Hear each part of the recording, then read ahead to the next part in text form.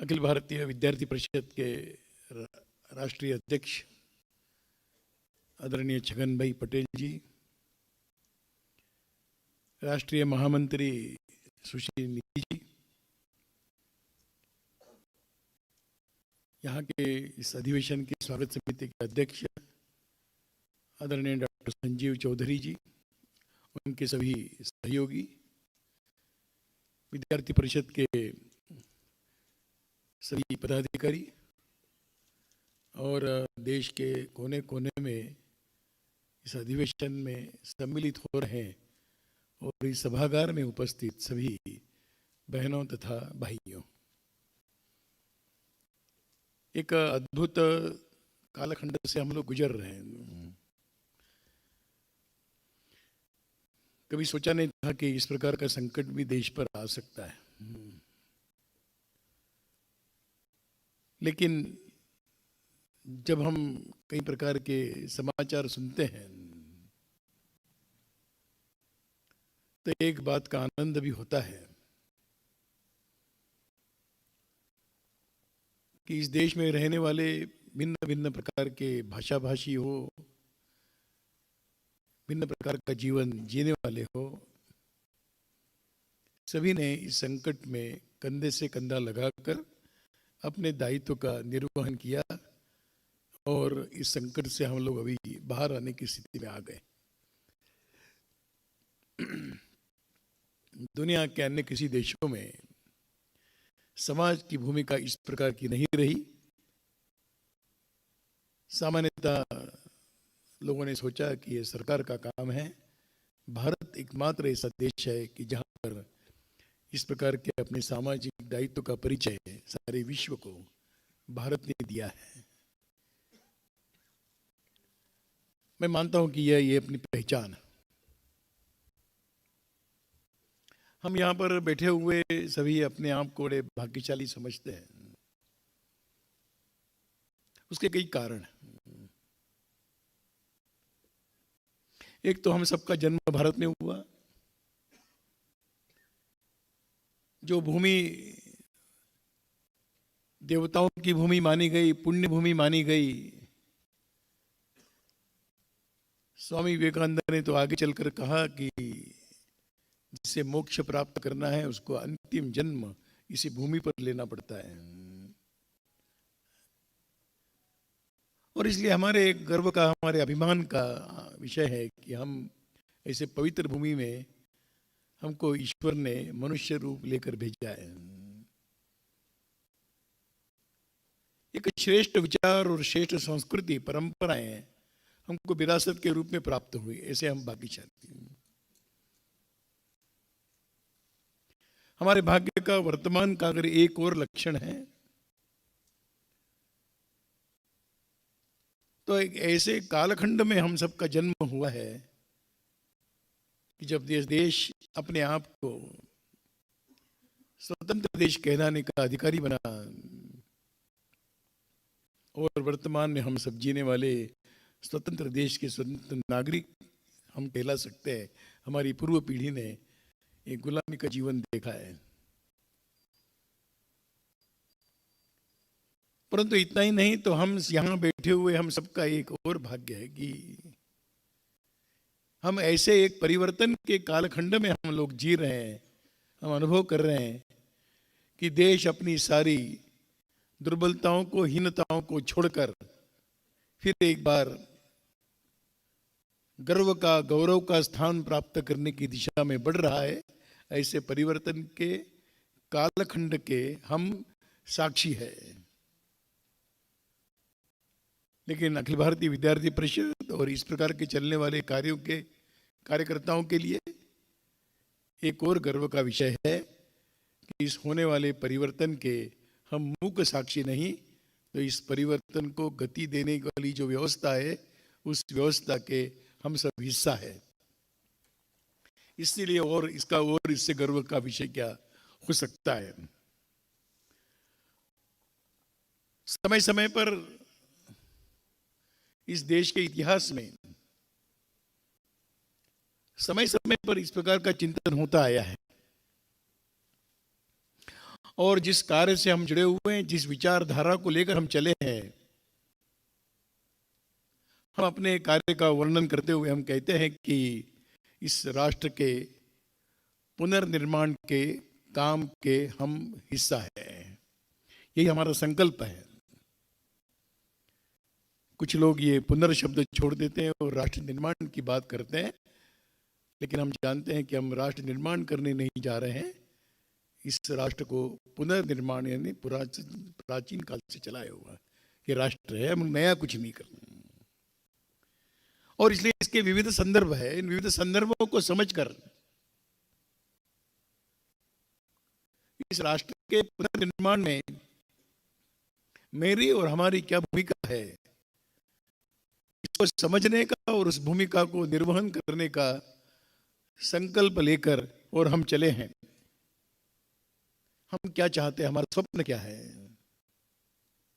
एक सशक्त भारत विश्व के मंच पर स्थापित हो, एक स्वाभिमानी भारत हो, एक सार्वभौम सारी शक्तियों के साथ खड़ा होने वाला भारत हो, स्वावलंबी हो।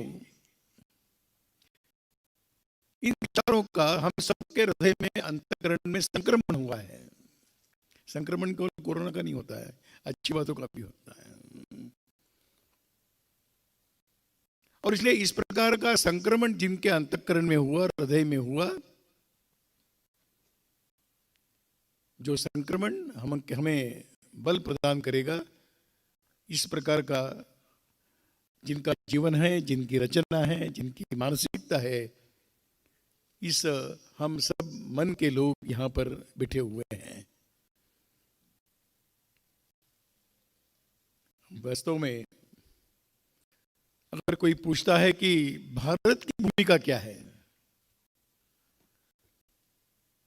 तो कई बार हमारे प्राचीन ऋषि मुनियों से लेकर आज तक कई प्रकार की बातें हम सुनते आए हैं कि यहाँ के रहने वाले लोग कभी भी आत्म केंद्रित नहीं रहे, स्वार्थ केंद्रित नहीं रहे, तो सारे विश्व के कल्याण की कामना करने वाला यहाँ का समाज प्रतिकूलता में, अनुकूलता में इसी प्रकार के भाव को लेकर जीता आया है। इसलिए इस प्रकार की भूमिका का निर्वहन करने वाला भारत विश्व की कल्याण की कामना, यह हमारा स्वप्न नहीं है केवल, तो उसके आधार पर बनी हुई हम सबकी एक जीवन शैली है। हम सबका उसके लिए कर्तव्य है, इस भूमिका को लेकर हम चले हैं। और जब हम वर्तमान पीढ़ी की बात करते हैं, ये विश्व कल्याण की कामना करने वाला नहीं, विश्व कल्याण का मार्ग प्रशस्त करने वाला भारत यह निर्माण हो, यह खड़ा हो, इस तत्व का रक्षण हो, इस सिद्धांतों का रक्षण हो, ऐसा जिनका संकल्प है, ऐसे हम सब लोग हैं। स्वामी विवेकानंद ने कभी कहा है, उन्होंने अलग शब्दों का प्रयोग किया, मैं उन्हीं शब्दों को भी कहना चाहूंगा। उन्होंने कहा कि विश्व में धर्म तभी तक शेष है जब तक धर्म भारत में शेष है। जिस दिन भारत से धर्म समाप्त हो जाएगा, उस दिन विश्व में धर्म नाम की कोई संकल्पना शेष नहीं रहेगी। कितना बड़ा उद्देश्य, कितना बड़ा कार्य हम सबके सामने स्वामी जी ने इस वाक्य के रूप में रखा। कभी कभी भ्रमित अवस्था में हम सब लोग देखते हैं, आज की पीढ़ी सोचती है कि हमें अमेरिका बनना है, हमें जापान बनना है, हमें रशिया बनना है, हमें चीन बनना है। परंतु भारत के मनीषी कहते हैं, हमको भारत के ही बने रहना, यही हमारा संकल्प है। हम ना अमेरिका बनना चाहते, न जापान बनना चाहते। और भारत को भारत बनाए रखना, इसे एक संकल्प लेकर हम चलें। हम ऐसी एक शक्ति के रूप में खड़े रहना चाहते हैं कि जो सकारात्मक है। हम कहते हैं कि कोई भी हमारा पराभव न कर सके, ऐसी हमारी शक्ति चाहिए। ये सकारात्मक दृष्टिकोण है। हमने कभी भी शक्ति की आराधना दूसरों के ऊपर अन्याय अत्याचार करने के लिए न कभी सोची, न कभी यहाँ का व्यवहार ऐसा रहा। हम तो हमेशा कहते आए कि शक्ति ऐसी हो जो दुर्बलों की रक्षा करेंगे। संघ के संस्थापक परम पूज्य डॉक्टर हेडगेवार जी का जब उद्बोधन है, उन्होंने जब संघ की स्थापना हुई तब ये कहा कि हम एक ऐसा भारत निर्माण करना चाहते हैं, ऐसा हिंदू राष्ट्र निर्माण करना चाहते हैं जो दुनिया के छोटे छोटे देशों को भी सार्वभौम बनने की दिशा में नेतृत्व करेगा, स्वतंत्रता से जीवन जी सकेंगे, ऐसा नेतृत्व देने वाला, ऐसा दिशा में चलने वाला भारत चाहिए कि सारे विश्व के ऐसे देशों को वो नेतृत्व प्रदान करेगा। इस प्रकार का भारत हम चाहते हैं और इसलिए यह हम शक्ति की आराधना हम अवश्य करते हैं। और ये शक्ति विश्व के कई प्रकार के नकारात्मक तत्वों को समाप्त करने का संकल्प लेकर चली हुई शक्ति है। तभी तो विश्व कल्याण होगा, तभी तो विश्व में शांति स्थापित होगी। और इसलिए भारत को इस प्रकार की ईश्वर के द्वारा दिया हुआ यह कार्य है, इस कार्य का निर्वहन करने वाला भारत बना रहे, यह हर पीढ़ी में सोचा गया। आज हम इस दायित्व को लेकर ऐसा भारत बनाने में एक छात्र जीवन में इस संकल्प को लेकर चले हुए हम सब लोग हैं। हम जानते हैं कि कोई भी देश बड़ा होता है तो उस देश का जो सामान्य व्यक्ति है उसके आधार पर बड़ा होता है। ऐसा कहा जाता है कि समाज की शक्ति कौन सी है, तो कहते हैं कि weakest chain of the link, वही उस चेन की शक्ति है, उस चेन की स्ट्रेंथ है। और हम इसी को थोड़ा विस्तृत रूप देते हुए सोचते हैं कि भारत की शक्ति किसमें है, तो भारत की शक्ति यहाँ के दुर्बल से दुर्बल माना जाने वाला जो सामान्य व्यक्ति है उसकी जो शक्ति है वो ही देश की शक्ति है। और इसलिए हम सबका प्रयत्न रहता है कि इन सबका सामर्थ्य बढ़े, उन सबकी शक्ति बढ़े। और इसलिए हम जब कई प्रकार से कई गीतों के द्वारा हम अपना भाव प्रकट करते हैं कि सब समाज को साथ में लेकर ही हमको आगे चलना है, हम सबका प्रयत्न उसी प्रकार का रहता है। और इसलिए देश का उत्थान होगा, राष्ट्र का रक्षण होगा, विश्व गुरु बनने की दिशा में भारत जाएगा।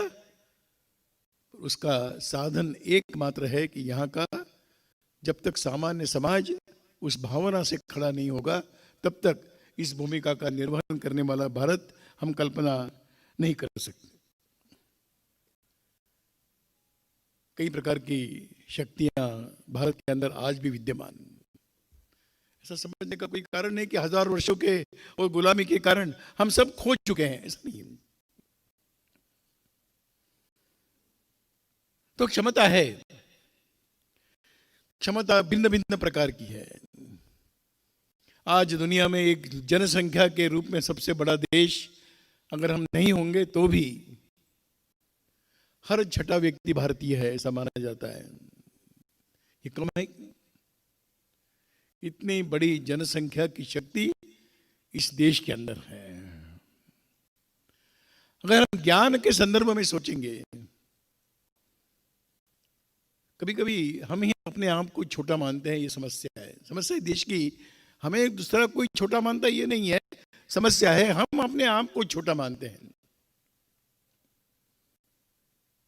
पर ज्ञान के क्षेत्र में प्राचीन काल से, हजारों वर्षों से जीवन के विभिन्न क्षेत्रों का ज्ञान यहां से प्रसारित हुआ है। ज्ञान वितरित करने की चीज होती है ऐसा हम मानते हैं, न कि संग्रहित करने की। और इसलिए ये जो आजकल भाव ये चलता है कि पेटेंट बनाओ, पेटेंट बनाओ, इस पेटेंट की संकल्पना के हम उस कल्पना को हम स्वीकार नहीं कर पाते।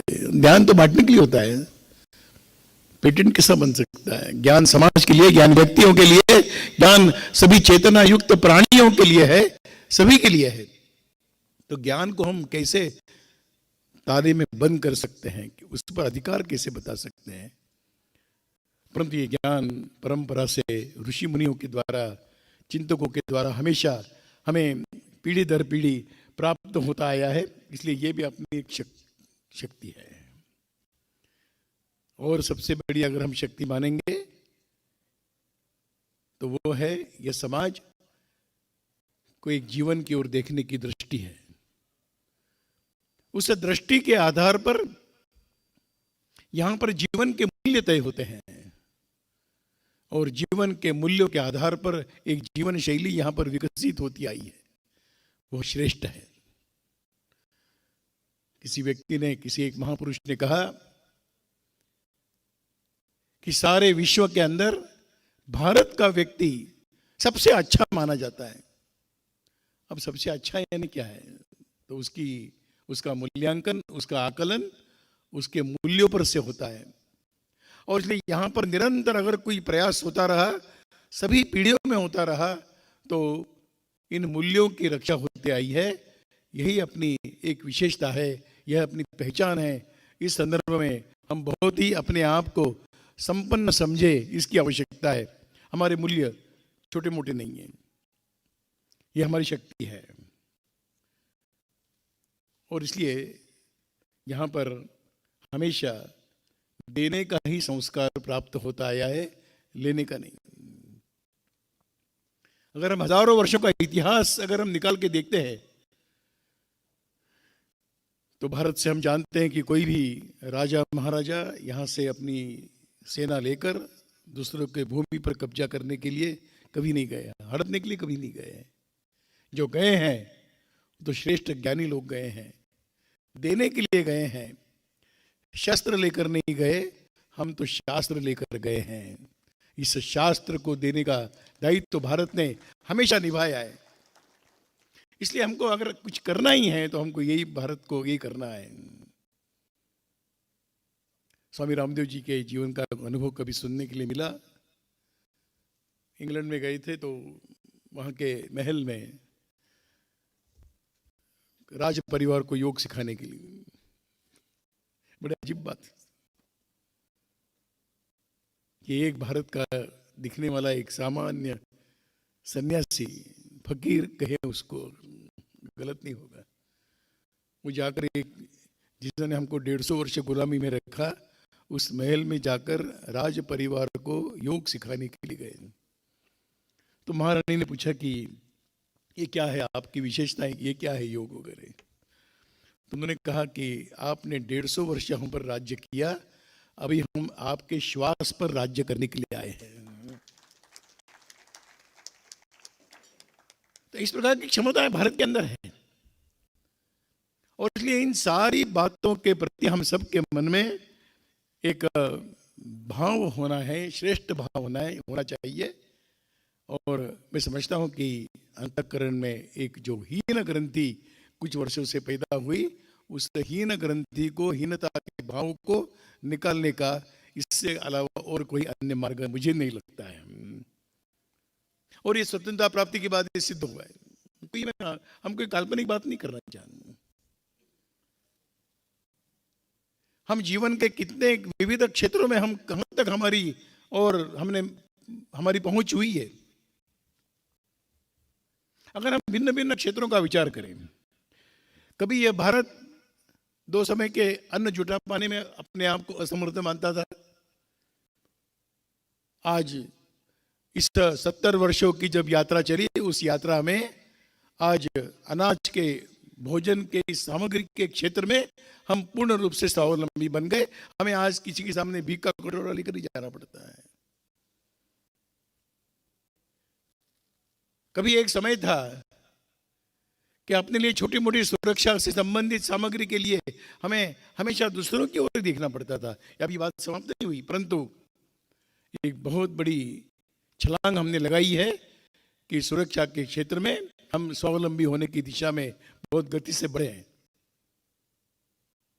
यहाँ के वैज्ञानिकों ने अपना योगदान दिया है।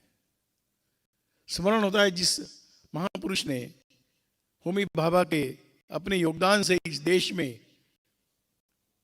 एटॉमिक एनर्जी के क्षेत्र में काम प्रारंभ किया। आज हम देख रहे हैं कि इसरो जैसी संस्थाएं और भी विज्ञान को लेकर काम करने वाले वैज्ञानिक आज दुनिया की स्पर्धा में पीछे नहीं है, पीछे नहीं।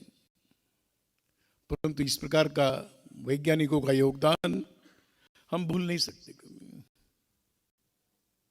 देश में स्वतंत्रता प्राप्ति के बाद 5 लड़ाइयां हुई है और इन 5 लड़ाई का इतिहास ये बताता है कि 4 में हम विजयी हुए और 5वीं अगर हारे हैं तो अपने नेताओं की भूल के कारण हुए, सेनाओं के कारण नहीं हुए। तो इस प्रकार का सेना का पुरुषार्थ है, हम जीतते आए हैं और इसलिए इस प्रकार के क्षेत्र में हम लोग गए।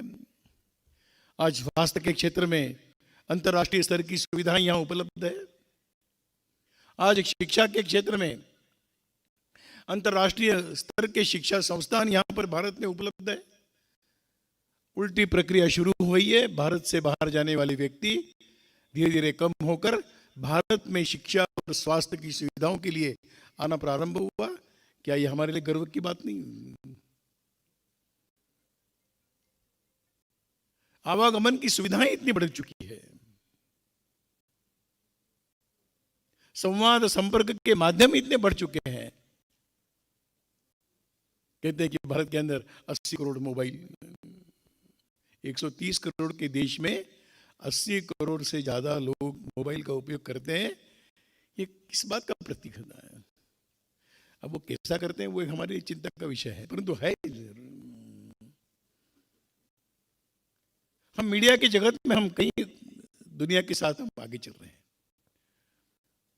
तो यह जो एक क्षमता भारत की प्रकट हुई है, हम उसको पर्याप्त मानने की गलती न करें, इतना ही मैं कहूंगा। और भी आगे बढ़ने की आवश्यकता है। परंतु आज भारत विश्व की तथाकथित बड़े देशों की स्पर्धा में हम कहीं ना कहीं खड़े हैं और आज हम अनुभव कर रहे हैं कि भारत का सम्मान भारत के नेतृत्व के कारण, और भारत का नेतृत्व ये जनसामान्य का नेतृत्व करने वाला होने के कारण एक भारत की प्रतिमा दिन ब दिन एक विकसित होती जा रही हुई, इस समय हम गर्व के रूप में अनुभव करते हैं। कभी कभी लगता है कि सामान्य व्यक्ति कैसे सोचते हैं। मैं तमिलनाडु में गया, बड़ा अच्छा अनुभव आया। ग्रामीण क्षेत्र के युवक थे, बातचीत हुई। मैंने पूछा कि आपकी इच्छा क्या है, क्या सीखने की इच्छा है? अब तमिलनाडु जैसे राज्य में 2-3 हाथ उठे, उन्होंने कहा हमें हिंदी सीखना है। बड़ा आश्चर्य, जहाँ हिंदी का विरोध होता है हिंदी सीखने की इच्छा है। बाद में समाप्त होने के बाद मैंने 2-3 लोगों को बुलाया, मैंने आप हिंदी क्यों सीखना चाहते हैं? तो उन्होंने जो जवाब दिया, उन्होंने कहा कि भारत के विश्व के अलग अलग देशों में हमारे प्रधानमंत्री जी जाते हैं, सारे विश्व को ललकार कर कुछ बताते हैं, वो हिंदी में बोलते हैं, वो क्या बोल रहे हैं समझ में नहीं आता है। वो समझने की इच्छा है कि किस बात को लेकर भारत का गर्व बढ़ रहा है। एक सामान्य व्यक्ति की सोच,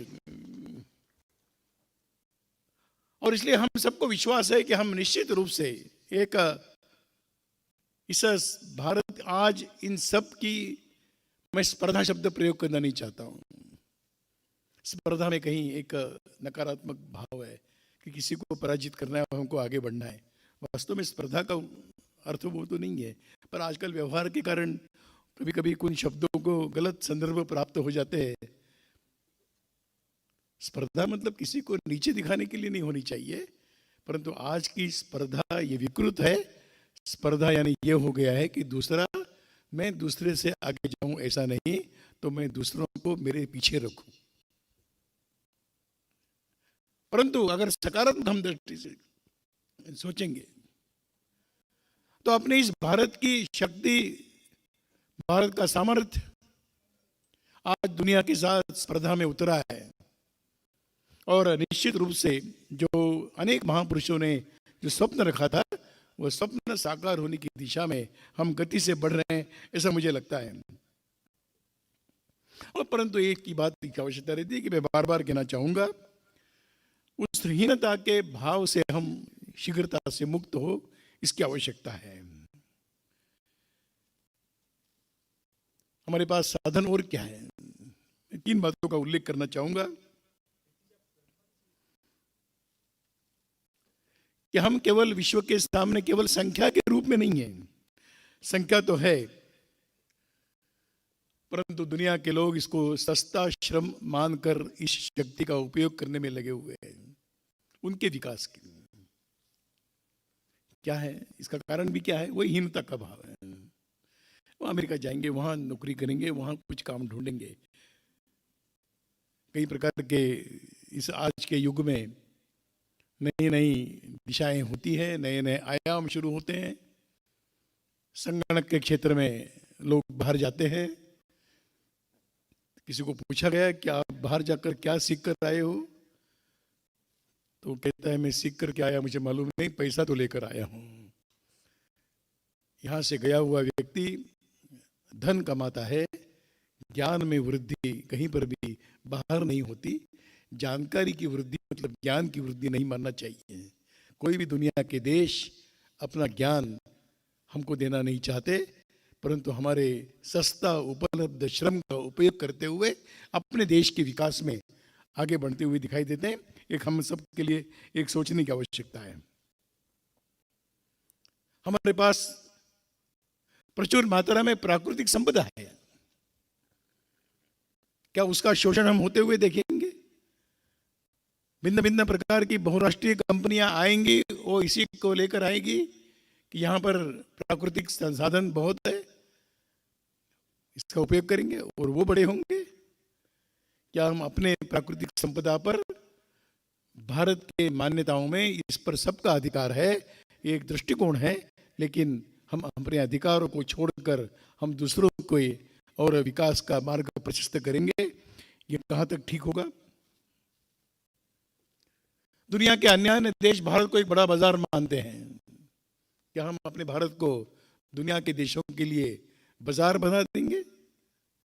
कुछ भी इस भारत के अंदर फेंको जाएगा? कि जागृति आवश्यक है इस बारे में। लेकिन आज कहीं ना कहीं अभी ये भावना, इसके थोड़ा समाज बाहर आ रहा है कि इंपोर्टेड इंपोर्टेड इंपोर्टेड, इस प्रकार की बातें अब धीरे कम हो गई।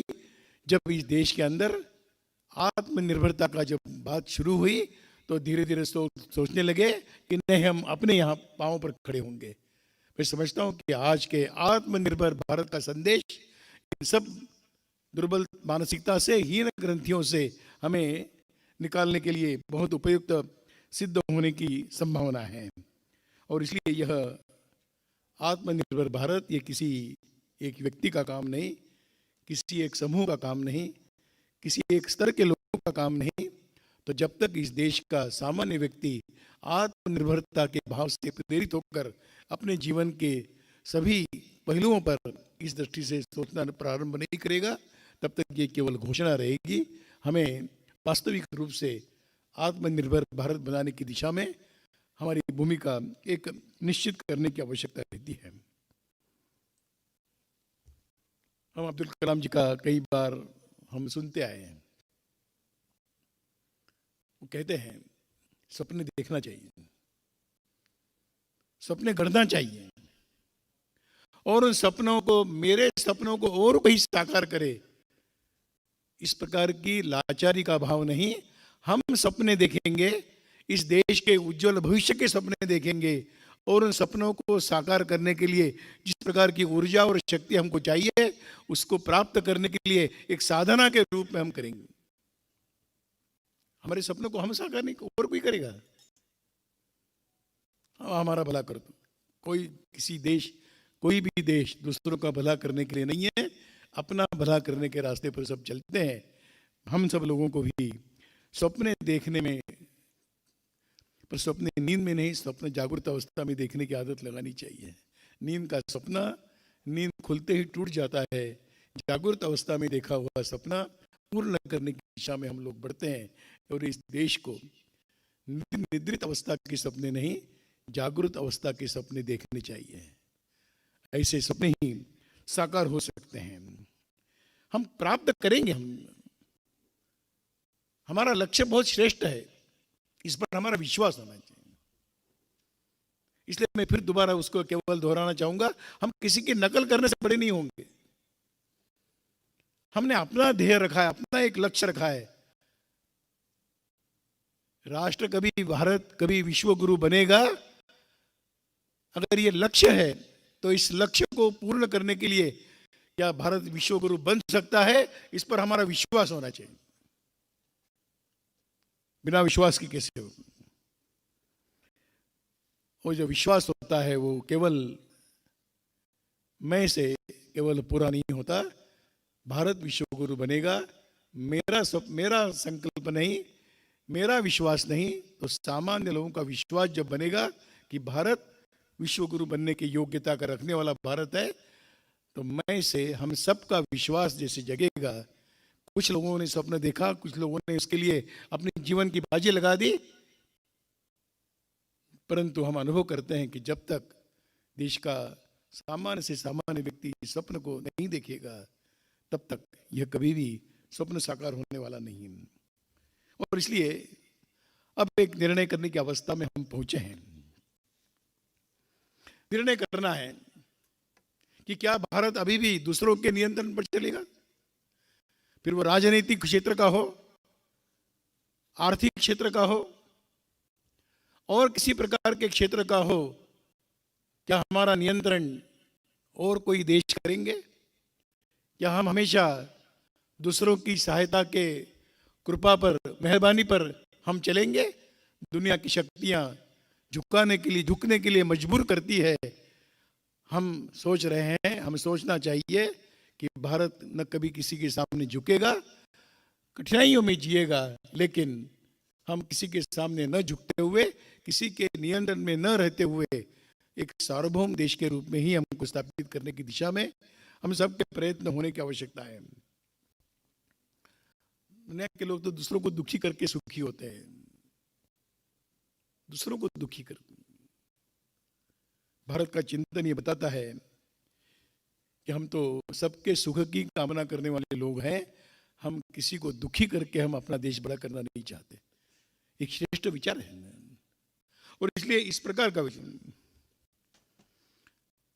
कई बार विकास की भी चर्चा होती है। तो आज दुर्भाग्य से मैं अधिक इस बात में जानना नहीं चाहूंगा, क्योंकि एक अलग विषय हो सकता है। लेकिन एक बात निश्चित है कि जिस प्रकार का एक जहाज होता है, उस जहाज के लिए एक दिशा दर्शक, एक यंत्र होता है, वो उस जहाज को संचालित करता है। मैं अब्दुल कलाम जी के ही उस वाक्य का फिर एक बार दोहराना चाहूंगा। वो कहते हैं कि मानस, मनुष्य नाम का भी एक यंत्र है। आज हमारी कठिनाई है कि उसके लिए दिशा दर्शक कौन है, वो कठिनाई नहीं बता रहे हैं। पानी में चलने वाला जहाज भी और हवाई जहाज भी बिना किसी दिशा दर्शक के सही दिशा में नहीं जाता। मानस मन, तो मनुष्य का मन तो कई प्रकार के बातों से दिशा में भ्रमित हो सकता है। और हमारा सौभाग्य है कि हमेशा हमारे यहाँ पर इस प्रकार के दिशा दर्शक, जीते जागते लोग हमें हमेशा प्राप्त हुए हैं। क्या स्वामी विवेकानंद देश के दिशा दर्शक नहीं? क्या महर्षि अरविंद देश के दिशा दर्शक नहीं है? क्या स्वतंत्र वीर सावरकर इस देश के दिशा दर्शक नहीं? क्या लोकमान्य तिलक नहीं? क्या महात्मा गांधी नहीं? क्या डॉक्टर हेडगेवार जी नहीं? हमारा सौभाग्य है कि इस प्रकार के आगे बढ़ते समय भी एक हमारी दिशा सब ठीक रहे, इस प्रकार के दिशा दर्शक महान लोग हम सबको भाग्य से प्राप्त हुए। उनके विचारों को और उनकी दिशा को समझने की क्षमता हम सबके अंदर आनी चाहिए। अंत में मैं कुछ बातें और कहना चाहूंगा। हमारा आखिर स्वप्न भी क्या है? हम जो विश्व के बारे में सोचते हैं तो एक प्रसन्न आनंदित विश्व है। हम केवल भारत के सब शांति और आनंद की बात नहीं करते। जब कभी यहां पर कहा गया होगा कि वसुधैव कुटुंबकम, सारा विश्व एक परिवार है, तो इस परिवार में के जो भी है वो सभी सुखी और प्रसन्न होने चाहिए। परिवार में सिलेक्टिव नहीं होता है, ये ठीक है, प्रतिशत पे नहीं होता है। और इसलिए वसुधैव कुटुंबकम का ये संदेश ही हमको ये देता है कि हम सबकी कामना का विचार करें। कुर्णवंतो विषमार्यम, कभी देश के मनुष्यों ने, पूर्वजों ने कहा होगा, उसका रेस से और पूजा पद्धति से और किसी प्रकार की इससे संबंधित नहीं है। तो आर्य की परिभाषा अगर श्रेष्ठ जन ये कही गई होगी कि व्यक्ति श्रेष्ठ बनना चाहिए, तो कुर्णवंतो विषमार्यम इस न सांप्रदायिक कल्पना है न साम्राज्य विस्तार की कल्पना है। इस प्रकार का कहने वाले हम सब लोग ये कैसे होगा? और इसलिए आवश्यकता रहती है कि विश्व के देशों में परस्पर स्नेह के संबंध रहे, परस्पर सहयोग के संबंध रहे, परस्पर अपने अपने दायित्व का निर्वहन करे, दूसरों के प्रति अपने कर्तव्यों का पालन करे। इस प्रकार का एक समन्वय का विचार लेकर चलने वाला विश्व अगर खड़ा करना है, तो जब हम कहते हैं कि भारत नेतृत्व करेगा, तो इस देश की, इस विश्व की शांति और आनंद के लिए भारत को अपना काम करना है। महाभारत में एक महात्मा विदुर का एक पात्र है, एक चरित्र है, हम सबके सामने है, हम सब लोगों ने कभी न कभी उनको पढ़ा है। उनकी कुछ विशेषताएं हैं। मैं समझता हूं कि महात्मा विदुर इस प्रकार के जागरूक लोगों के लिए एक आदर्श के रूप में अगर हम उनको देखेंगे, तो उस जीवन से कुछ लेने की आवश्यकता है। महात्मा विदुर सत्ता में कौन बैठे हुए हैं, उनके सामने वो कभी झुके नहीं। अनुचित क्या है, उचित क्या है बताते रहे। मानना न मानना, सत्ता में बैठा हुआ व्यक्ति मानता है कि नहीं मानता है अलग बात है, परंतु उन्होंने इसको अनुचित क्या है, उचित क्या है बताने में कभी भी बिना किसी झिझक के वो बताते रहे। और अनुचित का विरोध करते रहे, उचित को आगे बढ़ाने के लिए हमेशा प्रयत्नशील रहे। वो विवेक जगाने का प्रयत्न करते हैं, क्योंकि उनको आदेश देने का अधिकार नहीं है, इसलिए विवेक के द्वारा वो करना चाहते हैं। और एक अगर कहना चाहूंगा कि सत्य कहने का साहस उनके अंदर है। आज लोकतंत्र में ये विदुर की भूमिका, लोकतंत्र में सामान्य जन यही विदुर की भूमिका का निर्वहन कर सकते हैं, परंतु इस जन सामान्य के विवेक का, उचित अनुचित का जागरण कौन करेगा? तो इसमें हम जैसे संगठनों की एक बहुत महत्वपूर्ण भूमिका है।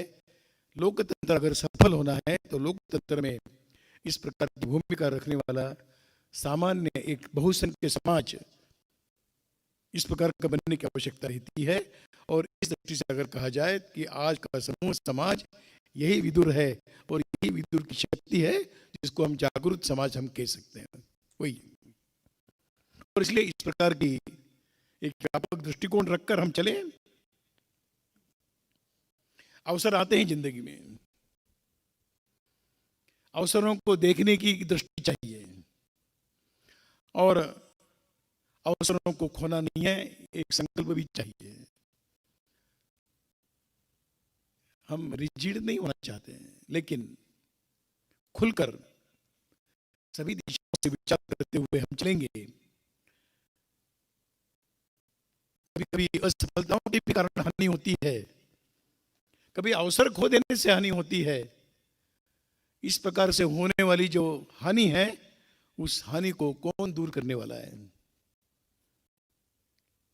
भारत को भी अवसरों को खोना नहीं चाहिए और असफलता से सीखना चाहिए। कभी कभी सफलता अहंकार निर्माण करती है, असफलता निराश करती है। हम इस बात के समर्थक हैं कि असफलता हमें सिखाती है और अवसर हमें आगे बढ़ने के लिए एक दिशा प्रदान करते हैं। इस प्रकार की एक स्वस्थ दृष्टि अंदर आने की आवश्यकता है। और इसलिए मैं फिर एक बार कहना चाहूंगा, इस परिवर्तन का कालखंड, परिवर्तन उत्थान भी होता है, पतन भी होता है।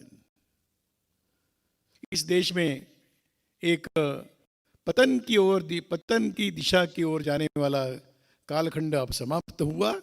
चक्र घूमकर नीचे आया, फिर चक्र ऊपर की ओर जा रहा है। उस उत्थान की दिशा में चक्र की दिशा है। हम उस चक्र को गतिमान करने वाले बनेंगे। चक्र को गतिमान करना है। इस चक्र के हम साक्षी, इस गतिमानता के, उत्थान के हम मुख्य साक्षी नहीं बनेंगे। हम वाह करने वाले नहीं रहेंगे। हम आगे बढ़ो कहने वाले नहीं बनेंगे। आगे बढ़ेंगे कहने वाले लोग हम खड़े करेंगे। आगे बढ़ो कहना अलग बात है, आगे बढ़ेंगे ये कहना अलग बात है। हम समाज में इतनी एक शक्ति खड़ी करना चाहते हैं कि जो आगे बढ़ेगी और आगे बढ़ते हुए अपने साथ औरों को भी लेकर आगे बढ़ेगी। और इसलिए इसको समझना, इस परिवर्तन की प्रक्रिया को समझना, परिवर्तन की अवस्था को समझना, एक चेतना, एक उत्साह लेकर खड़े होना, निराशाओं को मन से और शरीर से और व्यवहार से दूर करते हुए आत्मविश्वास के साथ आगे बढ़ना, यही आवश्यक रहता है किसी देश के उत्थान के लिए।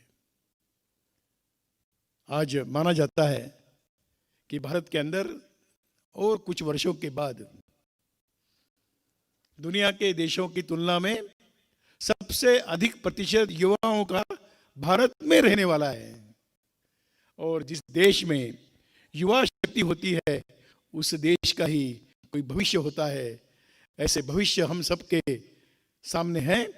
इस भविष्य की आड़ में आने वाली, बाधा के रूप में आने वाली विभिन्न प्रकार की चुनौतियों को हम समझे, विभिन्न प्रकार की बाधाओं को समझे, चुनौतियों के साथ संघर्ष करते हुए आगे बढ़ने का पुरुषार्थ करें और इस विजय प्राप्त कर सकते हैं। इस आत्मविश्वास के साथ मैं अपने देश के उत्थान में क्या बनूंगा और हम सबकी सामूहिक शक्ति देश के उत्थान के लिए क्या करेगी, यह हम सबके हमेशा चिंतन का, व्यवहार का विषय बने, यही मैं समझता हूँ कि अपेक्षा है।